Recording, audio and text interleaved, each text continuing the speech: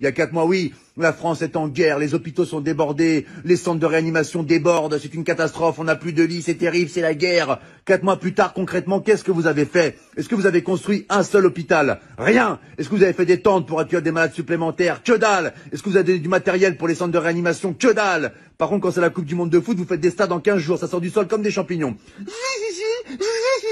Les stades, ils les font en 3 semaines. En Chine, ils ont fait un hôpital en 10 jours. Nous, ça fait 4 mois, on n'a même pas des couvertures en plus.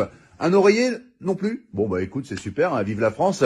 Et arrêtez de nous balancer de la poudre aux yeux pour camoufler vos incompétences à parler de l'islam H24, c'est terrible. Les femmes voilées, les piscines séparées pour les femmes, le séparatisme, les extrémistes, les hommes qui se douchent en caleçon après, c'est un signe de radicalisation. Vous allez arrêter de casser les couilles aux musulmans, mais c'est quoi ce bordel? Là, si ça continue à ce rythme-là, ils vont dire que le coronavirus, il a muté et que les musulmans ont créé une bactérie qui s'appelle le Hamid-19.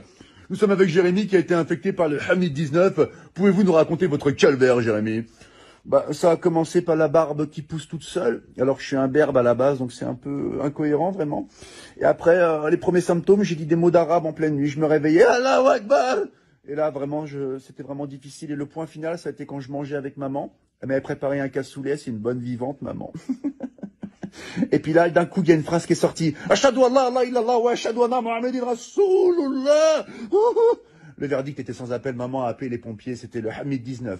Mais aujourd'hui, ça va beaucoup mieux. Hein. Je vais à la chasse avec mon berger allemand et je fais de la pétanque avec papa.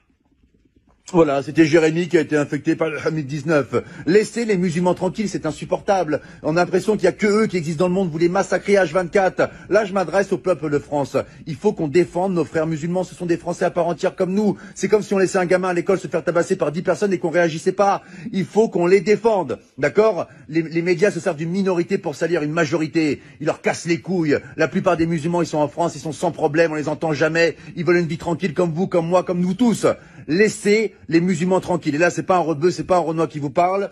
C'est un blond aux yeux bleus qui vient de Bretagne et qui t'emmerde, espèce de facho de merde. Ah oui, attention, j'ai fait du Krav Maga, moi je te